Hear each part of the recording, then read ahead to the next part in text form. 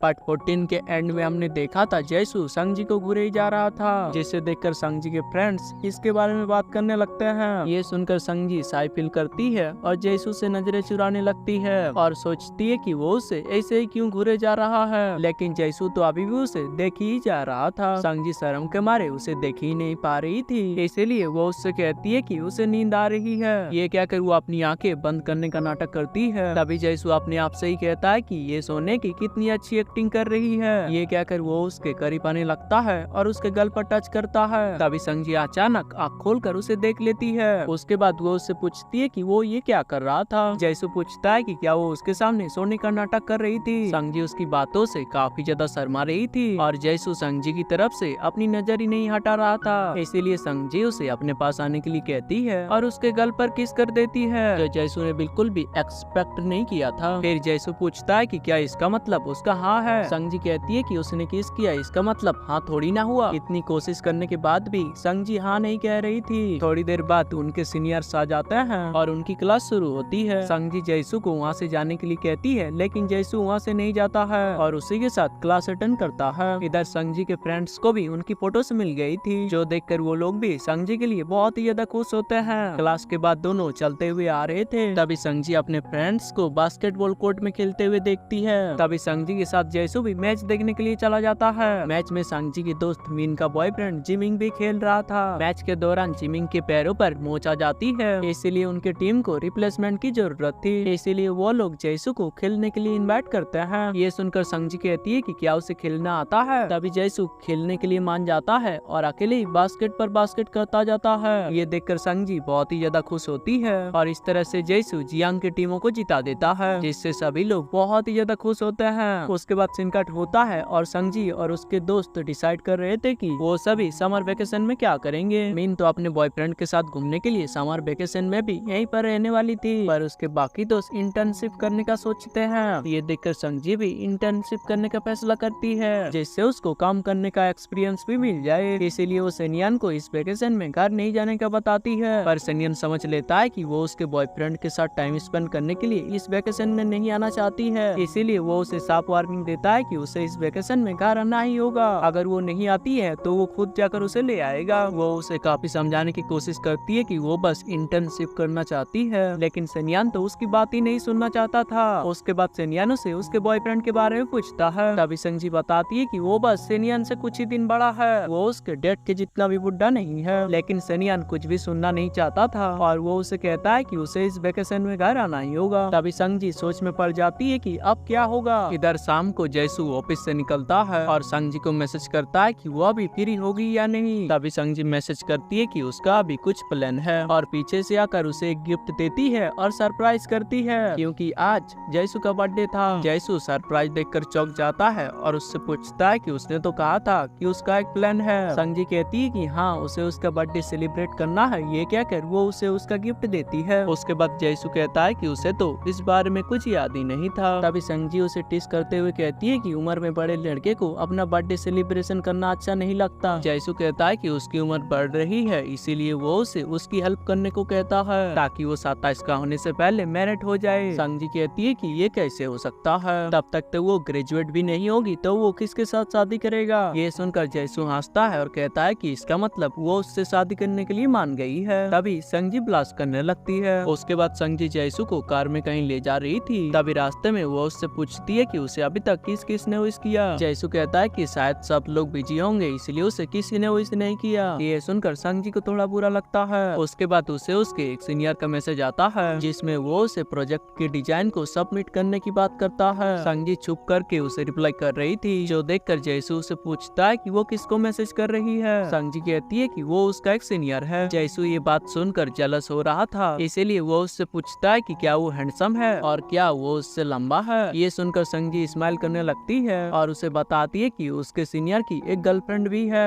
ये सुनकर जयसू कहता है कि वो तो बस ऐसे ही कह रहा था, लेकिन संगजी तो बस स्माइल करी जा रही थी। थोड़ी देर बाद जयसू को सीनियर का कॉल आता है और वो उससे पूछता है कि क्या उसकी बहन ने उसे कोई गिफ्ट दिया। वो गिफ्ट उसकी तरफ से ही था। उसके बाद वो उसे बर्थडे विश करता है। ये सुनकर संगजी तो बहुत ही ज्यादा एम्बेरस हो जाती है, क्योंकि उसने उसे बताया नहीं था कि ये गिफ्ट उसके भाई की तरफ से था। उसके बाद जयसू टीस करते हुए कहता है कि उसे उसका गिफ्ट मिल मिल गया है। उसके बाद सेनियन उससे कहता है कि क्या उसने सुना संगजी फिर से किसी पोस्ट ग्रेजुएट लड़के को डेट कर रही है, क्या उसे इस बारे में कुछ पता है। जैसू को तो इसके बारे में कोई आइडिया ही नहीं था, इसीलिए वो उससे पूछता है कि क्या उसका बॉयफ्रेंड भी है, वो भी पोस्ट ग्रेजुएट। सेनियन कहता है कि इतना ही नहीं, वो तो उसके चक्कर में वेकेशन में घर भी नहीं आना चाहती है। फिर सेनियन उनसे पूछता है कि क्या वो दोनों साथ में है। संगजी कहती है कि हाँ, वो दोनों साथ में डिनर करने जा रहे हैं। इससे पहले कि सेनियन उनके बारे में कोई डाउट करता, संगजी कॉल कट कर देती है। उसके बाद जैसू उससे पूछता है कि उसका एक बॉयफ्रेंड भी है, वो भी पोस्ट ग्रेजुएट, आखिर ये कब हुआ। संगजी कहती है कि वो तो उसी के बारे में ही सेनियन से इनडायरेक्टली बात कर रही थी, इसीलिए उसने पोस्ट ग्रेजुएट वाला बहाना किया। जैसू कहता है कि वो तो 3 साल पहले ही ग्रेजुएट हो चुका है, फिर वो उसके भाई को कैसे समझाएगी कि वो पोस्ट ग्रेजुएट स्टूडेंट में हूँ। इसके बदले वो उसे ये बात कह सकती थी कि उसने उस पोस्ट ग्रेजुएट स्टूडेंट के साथ ब्रेकअप कर लिया और अब वो दोनों एक दूसरे को डेट कर रहे हैं। संगजी कहती है कि उसने उसे कब कहा कि वो उसे डेट करती है। जैसू कहता है कि तो क्या अभी भी वो नहीं मानना चाहती है, क्या उसके दिल में सच में उसके लिए कोई फीलिंग्स नहीं है। और यहीं पर हमारा एपिसोड एंड होता है। तो क्या संगजी के दिल में जैसू के लिए कोई फीलिंग्स नहीं है, जानने के लिए नेक्स्ट पार्ट जरूर देखें। तो चलिए बहुत जल्द मिलते हैं नेक्स्ट पार्ट पे।